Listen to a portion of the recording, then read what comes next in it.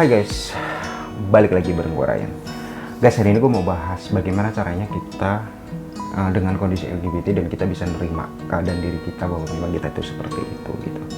Banyak dari kita yang semacam kayak kontradiksi ya, bahwa gue nggak mau kayak gitu dan gue nggak mau kayak gitu. Nanti bagaimana gue hari tua, bagaimana segala macam, banyak yang menjadi kekhawatiran, tapi dia nggak bisa ngilangin rasa itu gitu, kayak dia tuh nempel terus gitu. Dan sekarang adalah yang mau nggak mau itu udah ada dalam diri kita gitu. Di video-video berikutnya, bukan berikutnya ya, sebelumnya gue udah bahas ya, bahwa kalau memang itu udah ada dalam diri orang itu ya, itu kayak semacam memori yang ya bukan mudah, nggak tahu ya bisa apa nggak, menurut gue sih nggak bisa ya, bener-bener hilangin bahwa kalian itu nggak kayak gitu lagi gitu.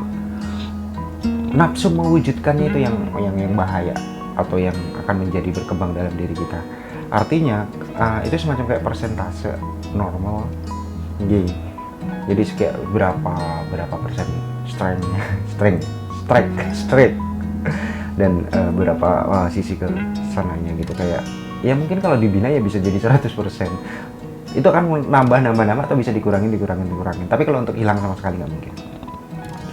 Nah, apabila kalian memang seperti itu, apa sih yang harus kalian lakukan? Bagaimana cara nerima keadaan atau kondisi bahwa kalian itu adalah seorang LGBT? Nah, gue punya informasinya berikut ini. Buat kalian yang baru nemuin channel gue dan belum subscribe nih guys, gue ingat lagi untuk subscribe guys. Kita lanjut setelah pesan-pesan berikut ini.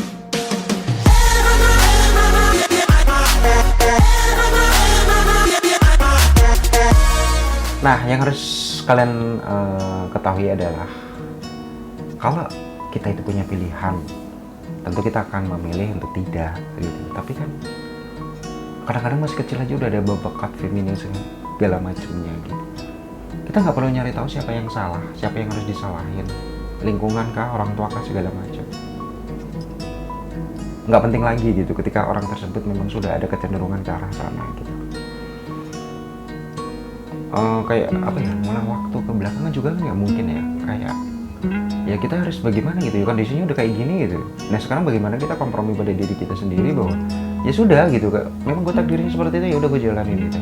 Nah yang harus kalian lakukan yang pertama ya udahlah ya, gak usah terlalu dipikirin gitu, fokus aja dengan masa depan gitu. Kalau kalian berpikiran nanti hari tua siapa yang ngurus segala macam, kalian pengen nikah ya nikah aja gitu, gak usah terlalu berpikiran jauh. Ya memang kita perlu merencanakan sesuatu untuk masa depan kita, tapi kita nggak perlu terlalu jauh. Ketika kita sekarang masih sekolah, kita punya kecenderungan ke arah sana dan kita sudah menjadi beban gitu. Itu kan menguras sekian persen dari kapasitas pola pikir kita yang itu sebenarnya bisa kita manfaatin untuk belajar dan untuk merencanakan hal-hal penting lainnya gitu. Ya udahlah ya, memang takdir gue seperti ini, ya udahlah ya. Yang penting gue nggak tinggiin presentasinya, yang penting gue bisa ngendaliin untuk nggak tersalurkan atau segala macamnya gitu. Ya udahlah ya gitu. Itu yang harus kalian pertama kali lakukan, kompromi dengan diri kalian sendiri. Nah, yang kalian harus pahami yang kedua adalah setiap orang itu punya ceritanya masing-masing, punya ujiannya masing-masing, punya jalannya masing-masing. Ya udahlah ya, itu adalah jalan kalian gitu. Terima. Dan bagaimana caranya, yang penting tidak melanggar norma-norma yang ada. Itu aja yang terpenting. Terima, memang itu jalan hidup kalian. Kalian bukan dikasih jalan seperti si skakol. Mari kita coba. Ujian kalian adalah ujian yang seperti ini. Ya udah, terima. Jalanin gitu. Ini adalah jalan hidup kalian. Gitu. Itu akan sangat membantu. Nah, yang ketiga, balik lagi kita kalau kita memang beragama, aturan kita adalah aturan agama. Selama memang kita nggak melanggar ketentuan agama, ya kenapa enggak gitu loh. Memang udah ada dalam diri kita gitu. Dosa itu kalau udah diperbuat, kalau masih dalam hati memang kita ada kecenderungan ke arah sana, ya mau apa gitu. Lo mau nyalahin masa lalu, mau balik ke masa lalu, nggak mungkin gitu. Apa yang ada dari kita di hadapan kita, ya itu yang harus kita jalani sekarang. Itu yang terpenting. Oke, catatan berikutnya, yang penting jangan merugiin orang lain gitu. Kalian seperti itu ya udah gitu. Kalau orang terlalu ikut campur atau ada segala macamnya, ya kalian jangan ngurusin orang lain deh. Intinya seperti itu gitu. Itu akan membantu kamu untuk bisa lebih cepat menerima bahwa memang kamu seperti itu gitu. Orang lain tuh kadang-kadang hanya bisa nyalahin, oh kamu seperti itu gitu, tapi tanpa pernah bertanya kenapa kamu seperti itu. Ya bertanya pun, walaupun bertanya hanya sebatas bertanya aja gitu. Jadi kayak boro-boro bisa ngasih solusi segala macem, yang ada malah ngecengin, nanti digosipin ke orang-orang kayak gini kayak gitu sebenarnya kan malah jadi kesel kan kayak gitu. Yang penting hidup kita nggak ngerugiin orang lain, gitu aja. Pokoknya selama itu memang diri kita nggak ganggu segala macam, ya udah biarin aja. Itu akan bantu kamu untuk ya udah menerima keadaan kamu memang udah seperti itu. Yang harus kamu lakukan yang saat ini yang terpenting adalah cari hikmah. Kita berpikir positif. Mungkin kalau kita dikasih ujian kekayaan, kita nggak tahu kayak gitu.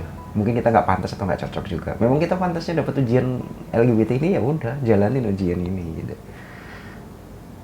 Ya pada dasarnya setiap anak itu terlahir apa ya, kayak kertas kalau dalam Islam ya, bersih gitu, yang mencoretkan itu segala macam itu gitu. Tapi balik lagi ya udah gitu, kita nggak perlu nyalahin masa lalu, ini ada dalam diri kita gitu. Hikmah kenapa kita seperti ini itu yang terpenting.